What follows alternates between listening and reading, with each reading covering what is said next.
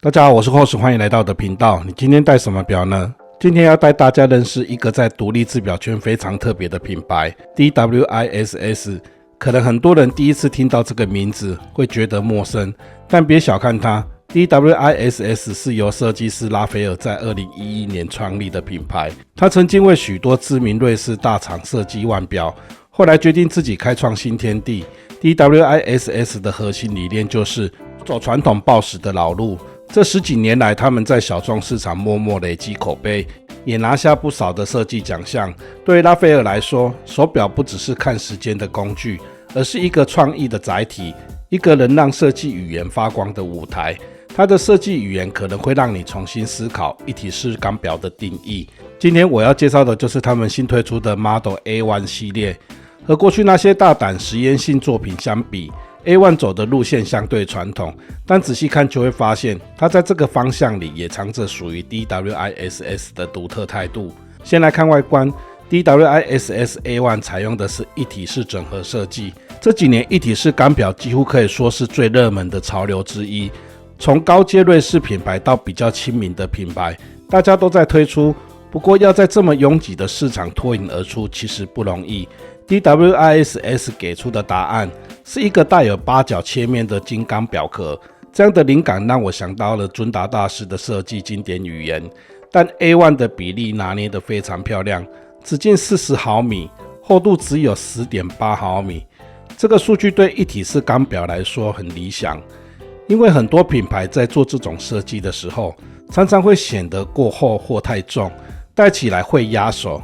而 A1 的线条利落，同时还保有一定的分量感。壳体上方是大面积的拉丝处理，边缘再用抛光倒角收边。从正面看，你会觉得它是一个干净平整的表面，但换个角度从侧面去看，就能发现多层次的角度变化。这种简单中带有雕塑感的设计，让整只表具备了运动感和精致度。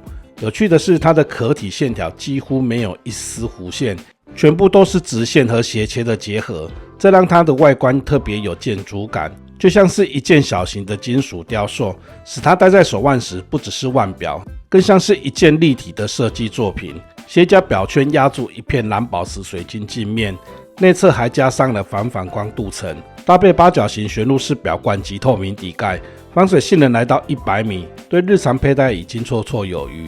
而且这系列是限量500只，每一只表壳背后都有独立编号。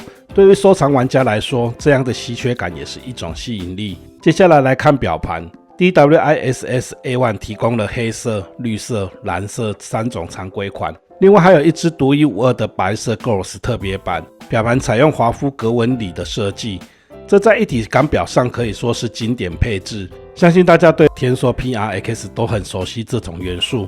不过 DWISS 在这种细节上加入了自己的想法。立体时标不是一般的金属附贴，而是使用了 Superluminova C1 X1 BL 块状制成，所以在白天会呈现出鹰眼效果，晚上则能完整发光。指针也是同样的立体夜光处理，夜间辨识度非常高。而另一个有趣的细节是日期窗的外框也加上了夜光，这样的设计非常的少见。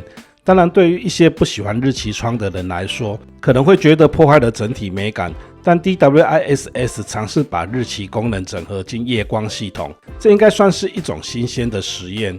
整体来说，表盘的层次感做得很到位，立体华夫格纹路在光线下会有阴影变化，但整个表面不会显得平板。黑色款沉稳低调，绿色款充满活力，是时下很流行的颜色。而蓝色款则是会随着不同角度呈现深浅变化。我个人最喜欢的是蓝色，因为它同时兼顾了运动感与正式感。至于白色的 Ghost 那就更不用说了，完全是收藏家的梦幻配置。这组胶囊型的指针对我来说也很有魅力，让表盘看起来更有辨识度与设计感。再来谈谈链带，一体式设计的灵魂就在于表链， DWISS 在这方面下了不少功夫。链结是 Y 型结构，整体向下收窄，贴合手腕的角度做得很自然。每个链结的边缘都有倒角抛光，中间则是雾面拉丝处理。所以当光线划过链带时，可以看到一明一暗的光影变化，这正是一体式钢表迷人之处。蝴蝶扣开合利落，视觉上保持连贯性。但要注意，这个表带目前支援快拆结构，不能替换 DWI-SS 其他型号的橡胶表带还不确定。如果未来能推出专属橡胶带，那会让整体实用性更上一层楼。机芯的部分也是 A1 最大的亮点之一。DWI-SS 过去因为常常挑战非传统时间显示，所以用过了不少改装过的 Slinta 机芯，但这次 A1 采用的是 LaRupie G100 光野级别的机芯。这枚机芯近年来在独立品牌里讨论度非常高，它的架构与 Miyota 9000系列有点渊源，但经过 LJP 的重新设计与升级，特别在主发条与擒纵系统上，品质完全不一样。G100 拥有68小时动力储存，调校等级在 Elaborate 之上，可以做到日差正7到-7秒，还支援4方位调整。打磨方面，桥板上有日内瓦条纹与珍珠纹。自动舵上还有蓝色螺丝点缀，透过蓝宝石底盖可以欣赏到这些细节。以一款定价$1600的腕表来说，这个机芯配置绝对是诚意十足。在佩戴感受方面，40毫米配上10.8毫米厚度，数据看起来已经很亲民了。实际戴上手后，我发现它的重量分配得很好，不会前重后轻，整体配重在手腕正中，链带的柔软度加上表耳的下弯角度，让它紧贴手腕，长时间佩戴也不会不舒服。对我8英寸的腕围来说，这只表刚刚好有分量感，但不会感到笨重。如果你的手腕在 6.5 到 7.5 英寸之间，这只表的比例会更完美。那么说到这里，一定会有人想问，这只 DWI-SS A1 在市场上到底怎么定位？它和这几年最火的一体式钢表天梭 PRX 到底差别在哪里？ PRX 几乎可以说是近年最红的平价钢表，定价亲民，外形时尚，还有 Powermetric 80机芯加持，成功占据了3万台币以内市场的主流。而 DWI-SS 的 A1 售价是$1600，大约5万台币左右，价格层级明显更高。那么它凭什么拿来和 PRX 比呢？先说外观， PRX 设计灵感很清楚，就是源自1978年的复古款，所以整体线条比较流畅，偏复古。而 DWI-SS A1 则是更接近现代建筑感的人脚设计， PRX 戴起来是一种人人都能驾驭的百搭感，而 A1 则是更强烈、更有个性的风格。我觉得如果你是喜欢设计感更突出的人， A1 会比较对位。再来是机芯， PRX 使用的是 Powermetric 80机芯，虽然它有80小时动力储存，但在调校精度跟打磨细节上还是偏向大众化。 DWI-SS A1 搭载的是 LJP G100， 虽然少了10几小时的动力储存，不过在调校精准度和机芯的装饰上明显更讲究。 Powermetric 80强在续航，但 G100 强在精度与打磨，就像一台可以跑远途的家庭车对上底盘更扎实的性能车，各有擅长，但价值观完全不同。如果你懂擒纵、懂装饰，那 G100 就像是暗藏一点高级制表味的惊喜。G100 的稳定度和结构升级，也让它逐渐成为 Slinta 和 ETA 的强力替代方案。对于懂机芯的玩家来说， A1 显然更能满足对于内在的要求。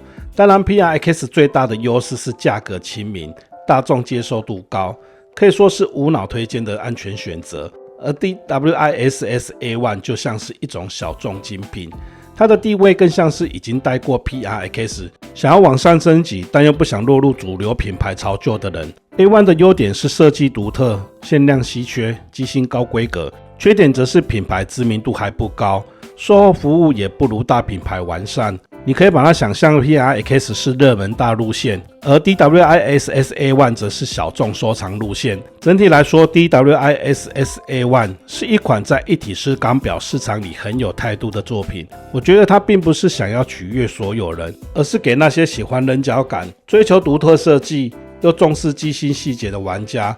它有100米防水，日常使用完全没问题。双面蓝宝石镜面，配上舒适的一体式链带，再加上表壳切角带来的光影变化，以及机芯的装饰处理，都是可以细细欣赏的地方。以$1600的定价来看， CP 值其实不差，只是它不是走大众化的路线，而是一种不俗且有个性的选择。以上是对 DWISS A1 的分享。我觉得这支 A1 和天梭的 PRX 相比，你会选择哪一款呢？是大众安全牌还是小众个性派？欢迎在留言区告诉我你的想法。记得帮我按赞、订阅、打开小铃铛，我会继续带来更多有故事、有细节的手表分享。谢谢你的收看，我是 Hoss， 愿上帝祝福你。我们下次见，拜拜。